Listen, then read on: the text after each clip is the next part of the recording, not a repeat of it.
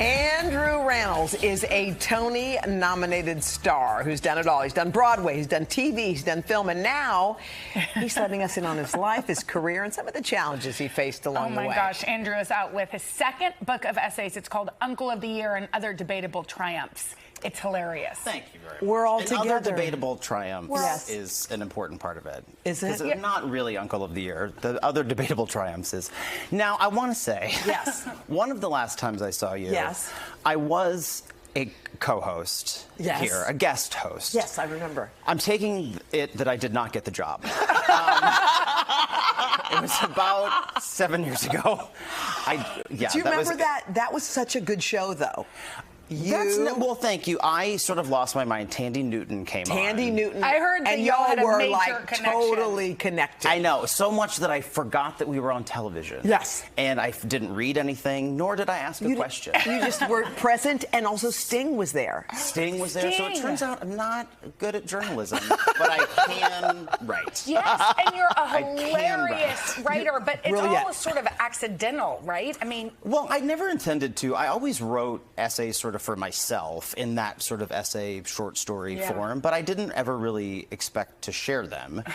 And then I had a piece published in the New York Times a few years ago, which started my first book called Too Much Is Not Enough, and that sort of became the jumping off point. And that book I stopped specifically at 26 years old when I made my Broadway debut, and I talked about, sort of more about my childhood and early days in New York. But with this one, I was really, the more I wrote, the more it kept coming up, like, what does being an adult mean?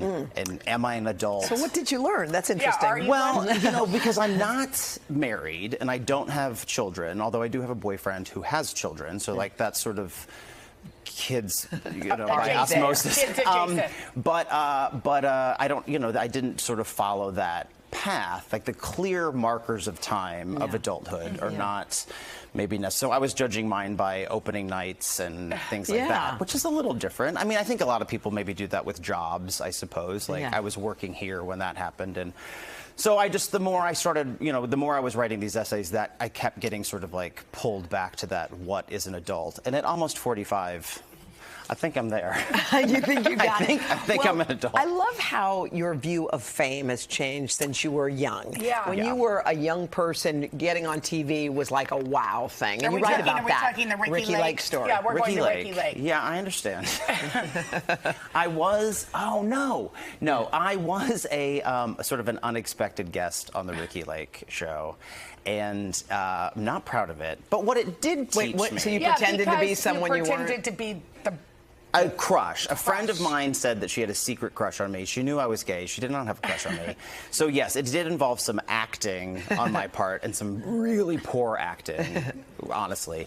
But it did teach me a lesson that, like, I didn't want to be famous just to be famous. I didn't want to be on TV just to be on TV. Like, I wanted to have a skill and to be good at something, and it's not interviewing people, clearly, but it is maybe singing and dancing on Broadway. Wow. And so I put a lot of focus into that. And and I think on a certain level too, like and I talk about this in the book, my dad passed away when I was 22, and I feel like I sort of was chasing some level of success that I thought was maybe, to make him proud and to sort of, that was a real big... Because unfortunately, the last job he saw me do was Pokemon Live, the Radio City Music Hall. That's a great show. It's not a great show, and it was not a great job. And I was like, that's the last thing he saw me do, so I feel like I've been trying to make up for that. So he didn't... my entire adult life. You had your Broadway debut the year after he passed away. Oh, no, right? it was many years later, actually, because he died in 2001, and then I made my Broadway debut not that much longer. Yeah. It was 2005. Okay, so like 4 years later. 4 years later, I was out of Pokemon and on Broadway. I think so a lot of people who lose their fathers, Yeah. no matter what age, it's almost like you're looking for the attaboy, like you did it, good for you. And so you keep going, and keep going, and you're continuing, and you're going to be on Broadway again. I am this fall with Josh Gad. Reunited, and it feels so good. Yeah, It tell us does about feel that. good. It's called Gutenberg the Musical. There we are. It's a very silly musical about two guys who have written a musical and are presenting it to an audience for the first time. So we play all of the parts and sing all of the songs. How do y'all work together? What is that vibe? It's sort of, we're like siblings. We're like, we both annoy each other in very specific ways.